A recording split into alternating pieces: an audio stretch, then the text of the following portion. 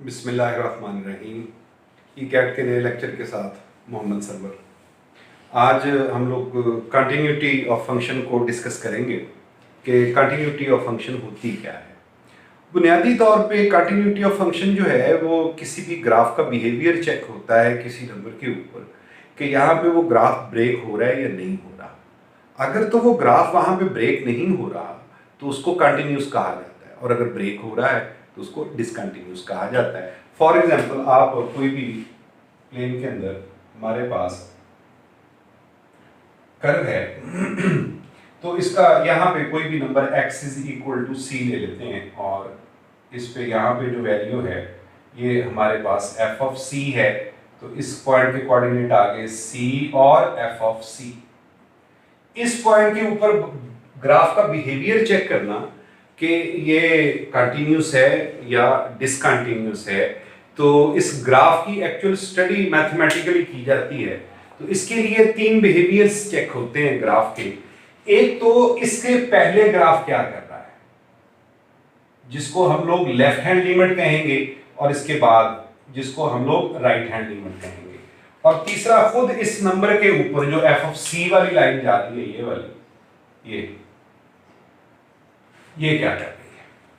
तो ग्राफ के इस बिहेवियर के चेक करने के मेथड को हम लोग मैथ के अंदर कंटिन्यूटी या डिसकंटिन्यूटी के नाम से जाहिर करते हैं। अब आप देखिए कि इससे पहले भी फंक्शन जो है ये लिमिट इस नंबर को अप्रोच कर रही है, लेफ्ट भी राइट भी और खुद इस नंबर के ऊपर भी। ये तीनों लिमिटें तीनों चीजें बराबर आ रही हैं, लेफ्ट लिमिट, राइट लिमिट और एफ ऑफ सी की वैल्यू। तो इसको हम लोग कहेंगे कि ये कंटिन्यूस है। कई दफा ग्राफ जो है वो किसी एक पॉइंट के ऊपर ब्रेक हो रहा होता है ऐसे करके। फॉर एग्जाम्पल, यहाँ पे ब्रेकेज आ गई इसकी x is equal to c।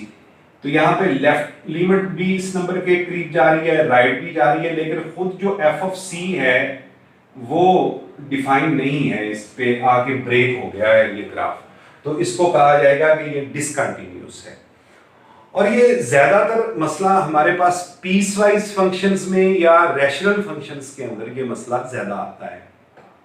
मिसाल के तौर पे अगर मैं इसको आपसे जल्दी से डिस्कस करना चाहूँ तो मैं एक अगर आपको फंक्शन दे दूं कि f ऑफ x जो है वो हमारे पास है x square minus 9 over x minus 3 when x is not equal to 3। हमें जाहिर है अगर हम 3 लगाते हैं तो नीचे 3 माइनस 3 जो है वो 0 आएगा। तो डोमेन इसकी अगर देखी जाए तो डोमेन ऑफ फंक्शन है सारे रियल नंबर होंगे लेकिन 3 शामिल नहीं होगा। और रेंज के लिए मैंने आप इसको इसका ट्रिक बताया था कि आप प्रीऑर्बिटल लगा दें। x स्क्वायर का डेरिवेटिव लेंगे तो वो आ जाएगा 2x आ जाएगा 9 का 0, और नीचे x का डेरिवेटिव 1 3 का 0 आ जाएगा। 2x आंसर आएगा, 2x में 3 पुट करेंगे तो 6 आंसर आएगा। तो रेंज में सारे रियल नंबर होंगे लेकिन 6 शामिल नहीं होगा। अब जब आप इसको ज्यादा थोड़ा सा सिंपलीफाई करते हैं तो x स्क्वायर माइनस 9 की फैक्टराइजेशन बनती है x minus 3 x plus 3 divided by x minus 3 and x is not equal to 3। ये आ जाता है, ये एक्चुअली लीनियर फंक्शन बन रहा है हमारे पास।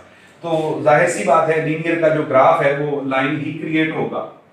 तो अब मैं जल्दी से इसका ग्राफ आपको बना के दिखा देता हूं, लेकिन पहले आप नंबर डोमेन में 3 शामिल नहीं है, रेंज में 6 शामिल नहीं है। इसके x एक्सिस पे 3 1 2 3 और 1 2 3 4 5 और 6 3 6 ये पॉइंट आ गया।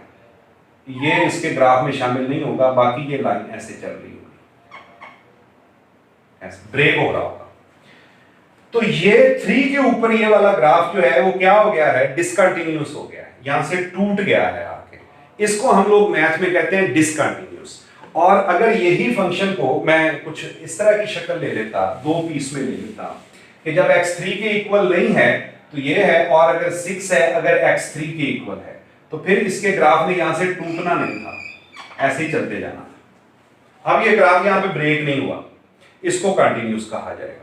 इसकी कंटिन्यूटी चेक करने का तरीकेकार जो मैथमेटिकली है वो है कि आप लोग 3 शराइत अगर पूरी कर रहे हों। पहली बात कंटिन्यूस के लिए कि f ऑफ c जो है वो कौन सा नंबर आ जाए, कोई डिफाइन नंबर हमें पता हो कि कौन सा आया है। नंबर 2, उसकी लिमिट एग्जिस्ट कर जाए, limit x approaches to c f of x exists. Limit exist का तरीकाकार आपने एफएससी में पढ़ रखा है कि अगर किसी भी नंबर की लेफ्ट लिमिट और किसी भी नंबर की राइट लिमिट बराबर आ रहे हो तो उसको कहते हैं कि ये लिमिट क्या कर गई है, एग्जिस्ट कर गई है। और तीसरी कंडीशन ये होती है कि इन दोनों कंडीशन के आंसर बराबर आ जाए, एफ ऑफ सी का आंसर और limit x approaches to c f of x का आंसर आपस में बराबर आ रहे हो तो इसको हम लोग कहते हैं कि ये फंक्शन कंटिन्यूअस है। और अगर इन तीनों में से एक भी कंडीशन फेल हो जाए तो हम लोग उसे कहते हैं डिसकंटिन्यूअस है। ये तो हो गया इसका कॉन्सेप्ट के हवाले से तरीके का। अब ये देखना ये होता है कि हमें कैसे पता चलता है कि ग्राफ बनाए बगैर कि हम उसको देख लें कि ये कंटिन्यूअस है या डिसकंटिन्यूअस है। अब आप देखिएगा कि फॉर एग्जांपल मैं आपके पास यही इसी तरह की रकम लिख देता हूं, x square minus 16 over x minus 4, x is not equal to 4। और इसकी कंटिन्यूटी अगर मैं 4 पे पूछूं आपसे तो कंफर्म बात है कंटिन्यूअस नहीं है। क्यों नहीं है? क्योंकि जब मैं 4 लगाता हूं नीचे 4 माइनस 4 0, 0 बाई 0 इनडिटर्मिनेंट फॉर्म आ गई आपके पास, ये अनडिफाइन हो गया 4 के ऊपर खुद। तो f of 4 is not defined, is not defined, तो ज्यादा चेक करने की जरूरत नहीं है। सो फंक्शन इज डिसकंटिन्यूअस, ये फंक्शन डिसकंटिन्यूअस हो जाएगा। अच्छा, अब ज्यादातर मसला हमें आता है पीसवाइज फंक्शंस के अंदर। पीसवाइज फंक्शंस को ट्रिक के साथ, जाहिर है अब हम इसको थ्योरेटिकली से ज्यादा हमें इसके जल्दी से आंसर्स चाहिए कि हम इसके जवाब दे सकें इंटी टेस्ट के अंदर। मिसाल के तौर पे हमारे पास एक फंक्शन है f of x is equal to x minus 1 when x less than 3 है, और उसके बाद है 2x plus 1 when x greater than equal 3 है। तो एफएससी के अंदर हम पहले लेते थे लेफ्ट लिमिट, फिर लेते थे राइट लिमिट, फिर दोनों लिमिट्स को देखते थे कि वो बराबर हैं कि नहीं है। बराबर होती थी तो हम कह देते थे कि ये लिमिट एग्जिस्ट कर गई है। फिर एफ ऑफ सी नंबर निकालते थे, फिर देखते थे कि लिमिट का आंसर और एफ ऑफ सी का आंसर बराबर आया है कि नहीं आया। वो बराबर आ जाता था तो कंटिन्यूअस नहीं आता था तो डिसकंटिन्यूअस। अब इसको शॉर्ट ट्रिक से कैसे हल करना है एग्जाम के अंदर, आपने इंटी टेस्ट के अंदर इसका शॉर्ट ट्रिक क्या हो, आपको जितने पीस दिए गए हों और जिस नंबर पे कंटिन्यूटी पूछी गई हो, continuity at x is equal to 3 for example पूछ ली गई, उन तीनों में ये जितने भी आपको पीस दी, यहां 2 दिए गए हैं, किसी में 3 भी हो सकते हैं, किसी में 4 भी हो सकते हैं, वो नंबर डायरेक्ट पुट करके देखो। यहां पर देखो पहले पीस में लगाओ तो आंसर आएगा 3 माइनस 1 इज इक्वल टू 2। यहां पर 3 लगाओ, 6 प्लस 1 इक्वल 7। क्या ये दोनों आंसर बराबर आ रहे हैं? नहीं, 2 इज नॉट इक्वल टू 7। तो ये फंक्शन क्या होगा? डिसकंटिन्यूअस फंक्शन हो जाएगा। तो ट्रिक से ऐसे हल करना है, जितने पीस दिए गए हैं सभी पीसेस के अंदर आप वो कंटिन्यूटी जिस नंबर पे चेक करनी है वो पुट कर दें। पुट करने के बाद अगर जवाब आपस में बराबर आ जाएं तो फंक्शन कंटिन्यूअस है, ना आए तो डिसकंटिन्यूअस है। जस्ट एक सिंगल स्टेप के अंदर आप इसको चेक कर सकते हैं कि फंक्शन कंटिन्यूअस है या डिसकंटिन्यूअस है। मिसाल के तौर पे यहां पर मेरे पास क्वेश्चन है 2x plus 5 if x less than equal to, और अगला पीस है इसका 4x plus 1 if x greater than 2। इसकी continuity at x is equal to 2 check करनी है आपने। तो इसका शॉर्टकट क्या होगा, ट्रिक क्या होगा? ट्रिक लगाइए, सभी में x की जगह पे 2 पुट कर दें। 2 into 2 plus 5 is equal to 4 plus 5 9 आ गया, यहां पर 2 पुट कर दिए। 4 into 2 plus 1 equal 9। दोनों आंसर बराबर आ रहे हैं, तो ये कौन सा फंक्शन है आपके पास? कंटिन्यूअस फंक्शन है। अच्छा, इसी तरह फॉर एग्जांपल आपके पास एक फंक्शन दिया गया है 3x minus 1 4, और अगला पीस है 2x। पहला पीस है इफ x less than 1, अगला है इफ x इक्वल 1 और अगला है इफ x ग्रेटर देन 1। इसकी कंटिन्यूटी चेक करनी है आप लोगों ने कि ये फंक्शन कंटिन्यूअस है या डिसकंटिन्यूअस है। तो आप क्या करेंगे, तीनों पीसेस में x की जगह पे 1 पुट करते हैं। पहले पीस में पुट कीजिएगा 3 into 1 minus 1 2 आंसर आया। इसमें जाहिर है 4 ही रहेगा। सेकंड पीस ये फर्स्ट हो गया, ये अब बेटा सेकंड हो गया और ये थर्ड हो गया। 2 into 1 equal to 2। तीनों आंसर चेक करो बराबर नहीं आ रहे। 2 is not equal to 4, लिहाजा ये कौन सा फंक्शन होगा, डिसकंटिन्यूअस फंक्शन होगा। तो मिनट लगा के आप किसी भी फंक्शन की कंटिन्यूटी नंबर पे चेक कर सकते हैं तीनों पीसेस में पुट करने के बाद। अच्छा, फॉर एग्जांपल आपके पास कई दफा वो अननोन वैल्यूज पूछ ली जाती हैं और कहा जाता है कि फंक्शन कंटिन्यूअस है, तो वो नंबर आपने अननोन फाइंड आउट कैसे करना है।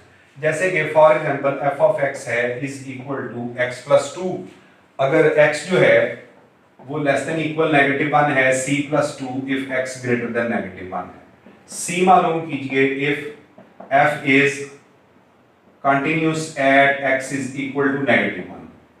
अगर x जो है वो -1 के ऊपर कंटिन्यूअस है तो आप उसमें c की वैल्यू निकालें। जी बेटा, अब वैल्यू लगा के दोनों पीस बराबर रख लो। पहले x की जगह पे -1 लगा दो, -1 plus 2, इसमें लगाओगे तो ये c plus 2 आ जाएगा। 2 और 2 काट दो, c is equal to -1। Just single line आपके पास आंसर आ रहे होंगे। अच्छा बेटे, उसके बाद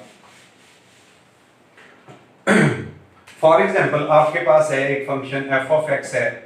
एफएससी में एक क्वेश्चन था mx if x less than 3 and if x equal 3 और -2x plus 9 if आपके पास x greater than 3 दिया हुआ है और यहां से m की वैल्यू और n की वैल्यू मांगी गई है। if f is continuous at x is equal to 3। Trick से कैसे हल करना है, तीनों पीसेस में x की जगह पे 3 लगा के इक्वल करते हैं। पहले पीस में लगाएं जी, m into 3 इक्वल n आ गया equal -2 into 3 plus 9। 3m equal n equal -6 plus 9 क्या आ गया 3। पहला और आखिरी बराबर कर दें, 3m is equal to 3, n is equal to 3, m is equal to 1, n is equal to 3। तो ये बेटा आप जस्ट शॉर्ट ट्रिक से हल कर सकते हैं।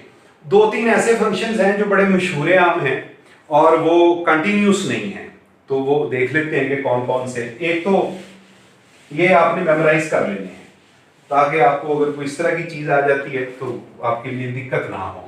एक तो ये है बेटा कि f of x अगर आ जाए e raised to power 1 over x minus 1 e raised to power 1 over x plus 1, अगर x ग्रेटर देन इसमें x ग्रेटर देन 0 है देन इसका जो आंसर होगा इस लिमिट का वो आपके पास 1 आएगा। और अगर यही फंक्शन है e raised to power 1 over x minus 1 e raised to power 1 over x plus 1 और x लेस देन 0 है तो तब इसका आंसर जो है वो -1 आएगा। अब आप देखेंगे ग्रेटर देन 0 के लिए ये 1 हो रहा है और लेस देन 0 के लिए, यानी कि राइट लिमिट 1 है, लेफ्ट लिमिट -1 है। दोनों लिमिटें लेफ्ट और राइट बराबर नहीं आ रही, इसका मतलब है इसकी लिमिट ही एग्जिस्ट नहीं करती है। अगर लिमिट ही एग्जिस्ट नहीं करती है तो ये फंक्शन डिसकंटिन्यूअस है। तो इस फंक्शन को रट्टा मार लेंगे, ये 0 के ऊपर जो है वो क्या होगा, डिसकंटिन्यूअस होगा। एक और फंक्शन है उसको देखते हैं कि वो भी हमारे पास डिसकंटिन्यूअस होगा।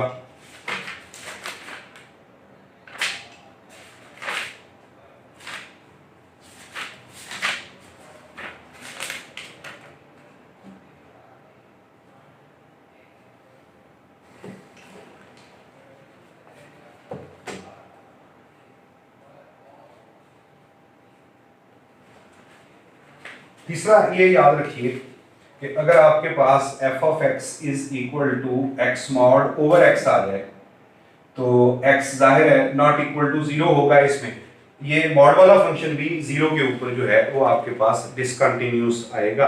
तो ये 3 फंक्शन ऐसे हैं जो कि डिसकंटिन्यूअस आते हैं, इनको जरा गौर से देख लीजिएगा। अल्लाह ताला जिंदगी रखे इंशाल्लाह ताला। अब ट्राई करते हैं कि थोड़ी सी चैप्टर 1 तकरीबन हमारा मुकम्मल हो गया, एक प्रॉपर्टीज ऑफ फंक्शंस रह गई हैं, उनको करने के बाद हम ट्राई करते हैं। अगर मेरे पास भी टाइम हुआ और आप लोगों ने भी अगर कमेंट किया तो फिर हम मॉक एक्सरसाइजेस चलाते हैं इसकी कुछ 2 दिन, तो टेस्ट वगैरह भी कर लें इसके। अल्लाह ताला आप लोगों को अपनी हिफ्ज़-ओ-मान में रखे। अल्लाह हाफिज़।